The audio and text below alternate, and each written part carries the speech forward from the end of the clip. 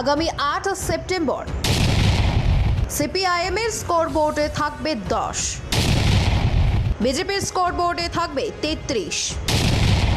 এদিনই রাজ্যের 2 বিধানসভা কেন্দ্রের অকাল ভোটের ফলাফল ঘোষণা। মঙ্গলবার অনুষ্ঠিত হওয়া অকাল ভোটের গতি প্রক্রিয়া দেখে এই মন্তব্য করছেন রাজনৈতিক বিশ্লেষকরা। রাজনীতিকদের দাবি, উপনির্বাচনে 2 কেন্দ্রেই জয়ী হবে ভারতীয় জনতা পার্টি।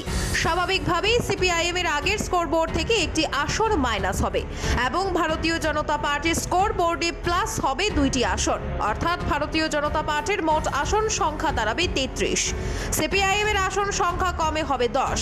বুথ ফেরত সমীক্ষায় একই আভাস দিয়েছে বিভিন্ন ভোট সমীক্ষক সংস্থা। বক্সনগর কেন্দ্রটি ছিল বাম দুর্গ। এই কেন্দ্র 1972 থেকে 2023 পর্যন্ত অনুষ্ঠিত বিধানসভা নির্বাচনগুলিতে কংগ্রেস মাত্র 3 বার জয়ী হয়েছে, বাদবাকি সময় জয়ী হয়েছে সিপিআইএম। নিঃসন্দেহে এটা ছিল বামেদের দুর্জয় ঘাঁটি। বিজেপি 18 ও 23-এর বিধানসভা নির্বাচনে খাতা খুলতে পারেনি, তবে অকাল ভোটে বক্সনগরে ভারতীয় জনতা পার্টির জয় প্রায় নিশ্চিত, দাবি বুথ ফেরত সমীক্ষায়। তাই দীর্ঘ বছর পর সংখ্যালঘু অধ্যুষিত বক্সনগর কেন্দ্রে ভারতীয় জনতা পার্টি তার আধিপত্য বিস্তার করতে চলছে বলেই মনে করছেন রাজনীতিকরা।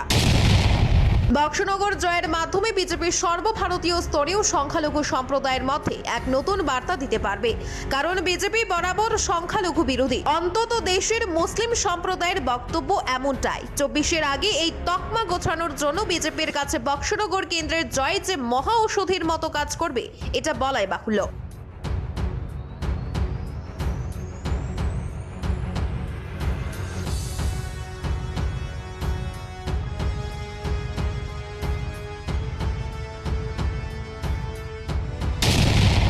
অন্যদিকে ধনপুরও ছিল বামেদের দুর্জয় ঘাঁটি। বাম রাজনীতিতে ধনপুরকে বলা হয় ভিয়েতনাম। এখন অবশ্যই ধনপুরেও বামেরা নিঃস্ব।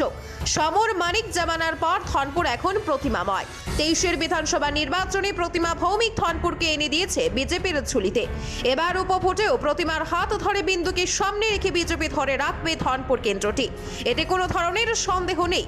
বুথ ফেরত সমীক্ষায় স্পষ্ট ইঙ্গিত দিয়েছে ধনপুর জয়ের। তাই রাজনীতিকরা বলছেন বিজেপির স্কোর বোর্ড চলবে ঊর্ধ্ব গতিতেই এবং সিপিআইএম এর স্কোর বোর্ডে ঘটবে অবনমন।